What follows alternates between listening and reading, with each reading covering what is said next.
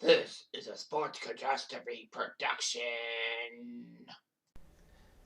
Hey there, Heather, ho there. It's Jeff Cutter Dobbin. Welcome you to another Sports Catastrophe birthday boy. And the birthday boy for today, May the 26th, is someone who did die in 1994, but I didn't have anyone else for May 26th, so gotta get him in. He was one of the greatest soccer managers around and actually managed Manchester United between 1949 and 1969. So the guy lasted 24 years as Man U manager. About that may be long, but that's not the longest in history. That would actually be Sir Alex Ferguson. But this guy even played soccer, although it would be for two of Man U's greatest rivals. He did win an FA Cup final as a player, and then he took the vacant manager's job at Man U and built the famous Busby Babes team. Unfortunately, tragedy would strike, and he rebuilt the side and helped Man U win the European Cup and won 13 trophies. He is Matt Busby. So Matt Busby was born May 1909 in Bellshill, Scotland. Busby's father was actually serving in the First World War and got killed by a sniper's bullet. So anyway, Busby's mother raised Matt and his three sisters alone until a marriage in 1919. So anyway, Busby was raised Catholic and was actually given by Pope Paul VI a Knight of Order of St. Gregory the Great. Anyway, he wanted to be a professional footballer and all that.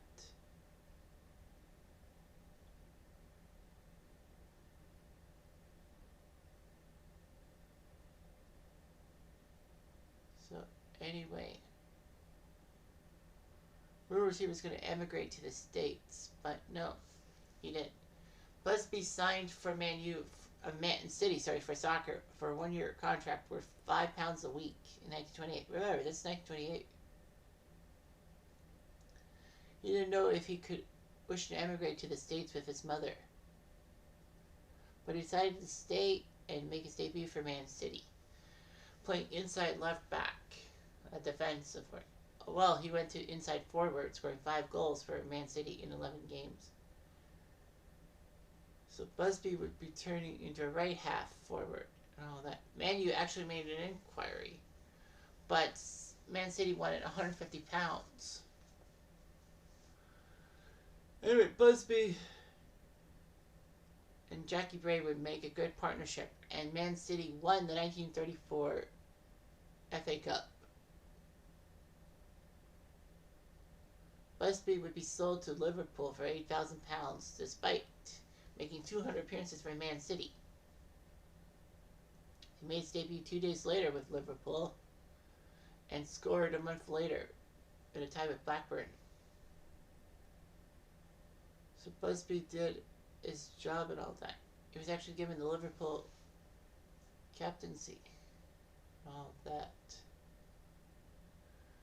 He would sign on for national service in the King's Liverpool Regiment once World War II broke out. But he carried on playing football during the war.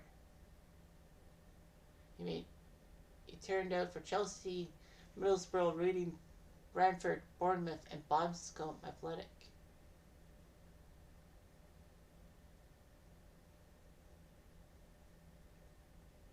So anyway, Hibernian took Busby back to play Scottish football and all that.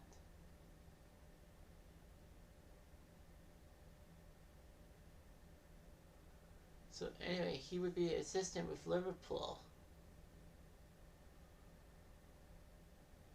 but he wasn't given the clear-cut thing to be part of the first team, so he decided to arrive at Man U, February 1945. So he did what he could, all that.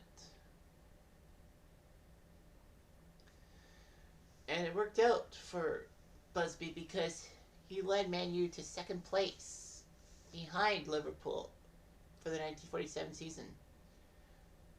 Well, Man U were runners-up in 47, 48, 49, and 51, so they were getting there. They won the FA Cup in 1948, but then they lost things. But they won the league title in 1952. Finally, looks pretty good. But by 1952, even though the team was showing its age, he decided to add some young talent. Bill Foulkes, Jackie Blanchflower, David Pegg, Billy Whelan, Duncan Everts,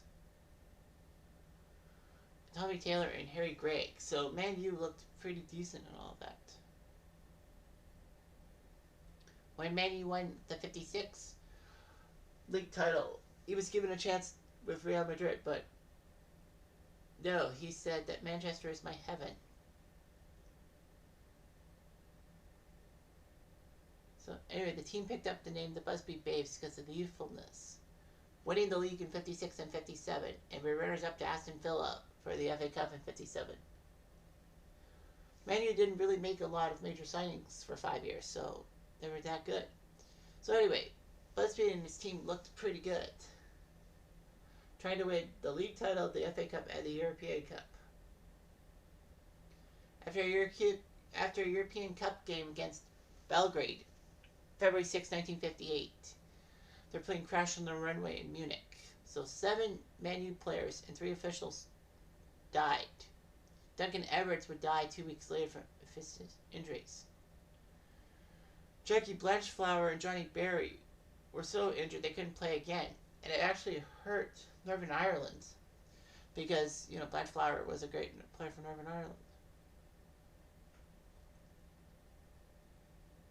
So, anyway, Busby would suffer multiple injuries and was given the last rites twice. But somehow, in some way, after 9 weeks, he recovered and left the hospital. So Busby almost died too, in that Munich air disaster I covered a long time ago. He was not aware of the extent of the Munich tragedy till 3 weeks after the crash because the doctors felt he needed time to heal first and then to tell him the truth.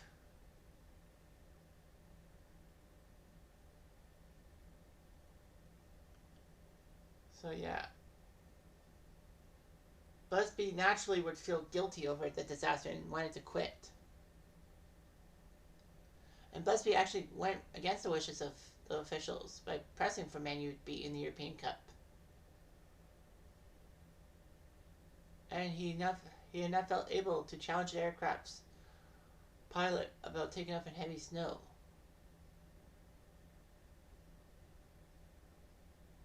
However, his wife wanted him to continue on in honor of the players who had died.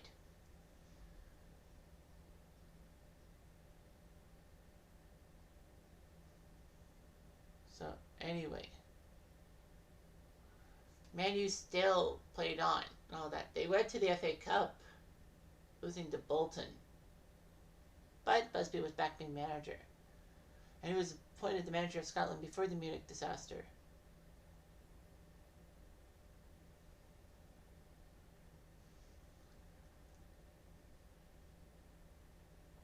But anyway, despite all that, Busby built a new side around the Munich survivors, including Harry Gregg, Bobby Charlton, and Bill Foulkes. And many other surviving players kept going too. As well as promoting reserve and youth players onto the first team like Johnny Giles. Busby also delved into the transfer market to sign people like David Hurd and Dennis Law, which was a big move. And George Best was scouted for Man U and signed in September 1963. So Man U had their triumphant of Best, Law, and Charlton. Edinburgh. By 1963, Man U finally got trophies. They won the FA Cup over Leicester, being league champs in 65, 67, and almost winning in 68, but Man City snatched the title away, the team that Busby played for. But the greatest moments of Busby's career was May 1968 when Man U on home turf took on Benfica for the European Cup / Champions League and won it. He decided to retire as manager at the end of the 69 season and become a director of the club.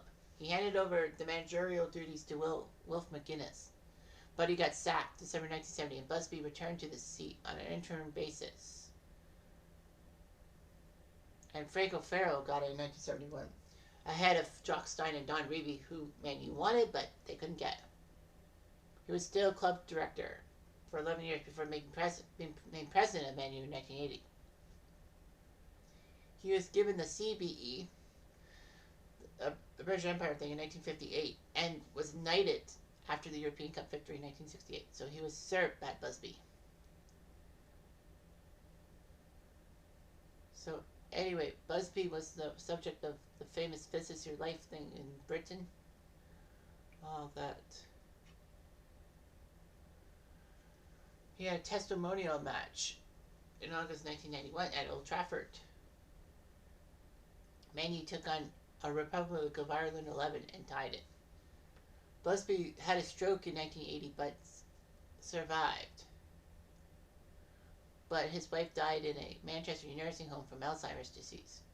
They were married for 58 years.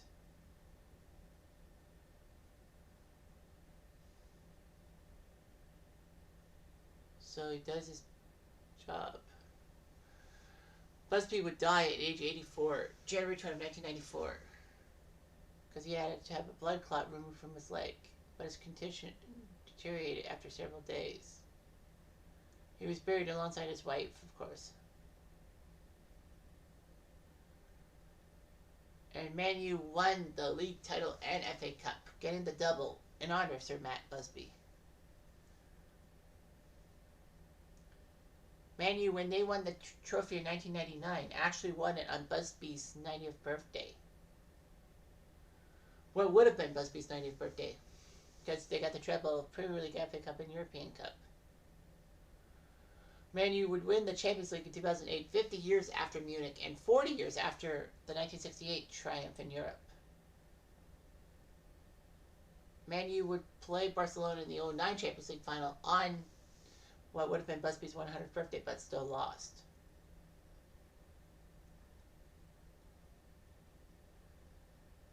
So, anyway.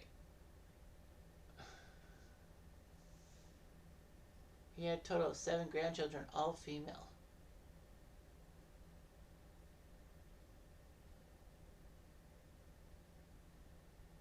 So, anyway.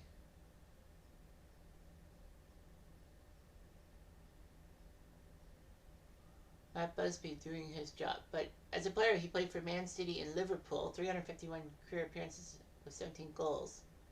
Managerial career, Man U, for over 1,120 matches with a winning percentage of 50.4%.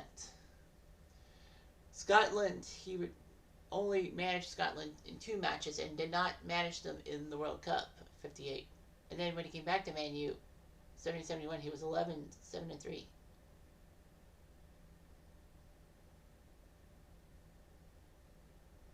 So he won the FA Cup in 34 as a player. As a manager, he did it in 48 and 63 with 5 First Division titles, 52, 56, 57, 65, and 67, and a European Cup in 68. So they say he was one of the best managers of all time, and boy howdy, they were right. Matt Busby did the Busby Babes proud by giving Man U the title that they so deserved. Anyway, I'm Jeff Diamond, I do.